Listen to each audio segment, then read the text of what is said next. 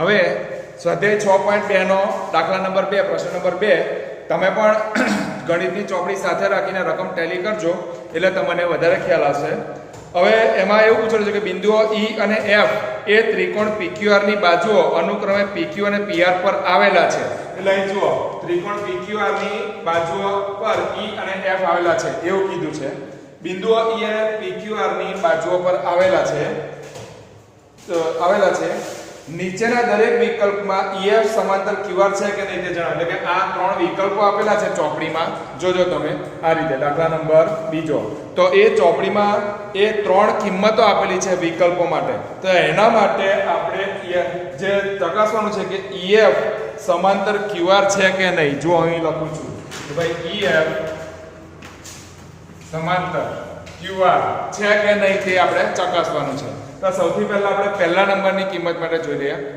આ રકમ ચોપડીમાં પણ છે, ચોપડી સાથે રાખીને આ દાખલો જોજો તો વધારે સમજ પડશે. ચાલો PE બરાબર 3.9 આપ્યા છે, EQ બરાબર 3 છે, PF બરાબર 3.6 છે અને FR બરાબર 2.4 છે. એટલે સૌથી પહેલા ત્રિકોણ PQR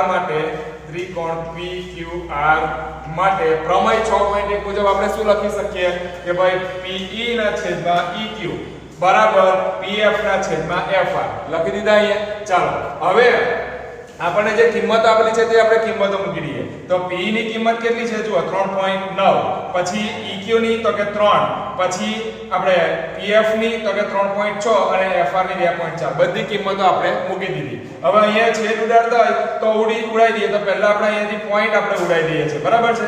તો પોઈન્ટ ઉડાડીશું તો મને આ રીતે અને અહીંયાથી પોઈન્ટ ઉડશે તો અહીંયા ગુણ્યા 10 આવશે નીચે. એટલે એને મેં એના પછીના સ્ટેપમાં લખેલા છે, બરાબર છે. એટલે આપણે કઈ રીતે આવશે કે ભાઈ 3.9 હતું એનું 39 થયું તો એના છેદમાં 10 આવે એને ગુણાકાર કરીને 3 સાથે લખ્યા છે. એટલે આપણો એના પછી સ્ટેપ આવશે કે 39 ના છેદમાં 3 ગુણ્યા 10 બરાબર 36 ના છેદમાં 24. હવે હું છેદ ઉડાડીશ તો જુઓ અહીંયા 13 તારી 39 એટલે અહીંયા આવી ગયા 13 એના છેદમાં 10 તો હતા અને 12 તારી 36 અને 12 દુ 24 બરાબર. તો અહીંયા આવી ગયા 3 ના છેદમાં 2. એટલે અહીં મને જવાબમાં શું મળે છે કે 13 ના છેદમાં 10 બરાબર 3 ના છેદમાં 2. હવે આપણી શરત મુજબ જો બંને સરખું થાય તો જ EF સમાંતર QR મળે, પ્રમેય નંબર 1 ની શરત મુજબ, બરાબર. એટલે અહીંયા સરખું થતું નથી એટલા માટે અહીં લખી દેવાય કે અહીં આપેલ કિંમતો માટે EF સમાંતર QR નથી, કારણ કે આ બંને અહીં P ના છેદમાં EQ બરાબર PF ના છેદમાં FR સમાંતર થતું નથી, એટલે સમપ્રમાણમાં થતું નથી એટલા માટે, બરાબર. હવે જુઓ દાખલા નંબર 2 બીજી કિંમતો માટે. તો એના માટે જુઓ તમે આપણે જોઈ લઈએ કે અહીં લખેલું છે મેં રકમ બીજું ઓપ્શન છે PE બરાબર 4, QE બરાબર 4.5, PF બરાબર 8 અને RF બરાબર 9 આ કિંમત આપેલી છે. એટલે આના માટે પણ સૌથી પહેલા પ્રમેય નંબર 6.1 મુજબ PE ના છેદમાં EQ બરાબર PF ના છેદમાં FR મારે લખી દેવાનું. લખી દીધા.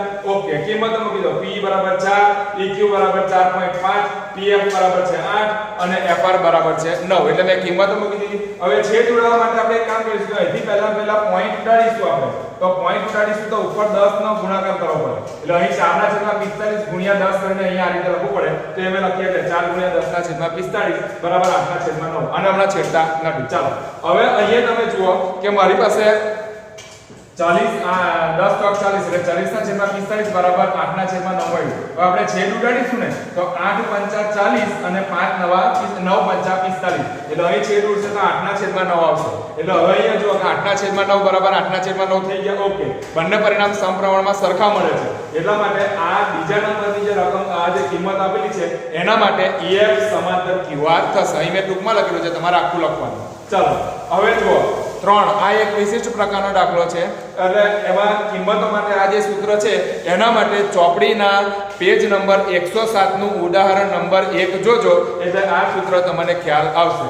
હવે જો અહીં કિંમત આપેલી છે PQ બરાબર 1.28, PR બરાબર 2.56, P બરાબર 0.8 અને PF બરાબર 0.36. હવે પ્રમેય નંબર 6.1 મુજબ આપણે જોવા જઈએ તો મને ખરેખર આ પરિણામ અહીંયા લખવું પડે કે p ના છેદમાં eq બરાબર pf ના છેદમાં fr, પણ અહીં eq અને fr ની કિંમત નથી આપેલી, મને કોની આપેલી છે pq અને pr ની કિંમત આપેલી. તો એના માટે મેં ફરીથી કહું છું કે ચોપડીનો પેજ નંબર 107 નું ઉદાહરણ નંબર 1 જોજો એટલે આ સૂત્ર તમને ખ્યાલ આવશે કે પ્રમેય નંબર 6.1 મુજબ આપણે આવું પણ લખી શકીએ કે pe ના છેદમાં pq બરાબર pf ના છેદમાં pr, આવું પણ લખી શકીએ છીએ. બરાબર, તો અહીંયા કિંમતો મૂકી દો એટલે p બરાબર કેટલા આવ્યા 0.18 એના છેદમાં 1.28 pq બરાબર, પછી pf બરાબર કેટલા છે તો કે 0.36 અને pr બરાબર કેટલા છે 2.56 લખી દીધા. હવે દરેકમાંથી પોઈન્ટ પછી બે સંખ્યા છે એટલે બધાના પોઈન્ટ ઉડી જશે. બરાબર, તો ઉડી ગયા પછી મને શું મળશે અહીંયા 18/128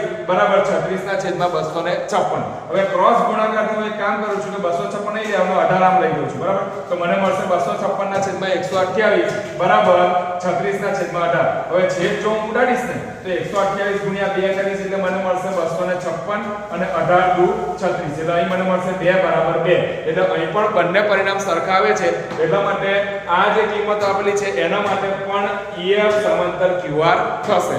આ રીતે આપણે આ દાખલો ગણી શકીએ. બે એક વખત આ વિડિયો ફરીથી જોજો એટલે આ દાખલામાં સમજ પડી જશે. અને મેં કીધું એ પ્રમાણે કે આ ત્રીજા નંબરના પરિણામ માટે ચોપડીનું 107 નંબરનું પેજ જોજો, એમાં ઉદાહરણ નંબર 1 છે તે બરાબર ત્યાંથી જોજો એટલે આ પરિણામ પણ તમને સમજ પડી જશે.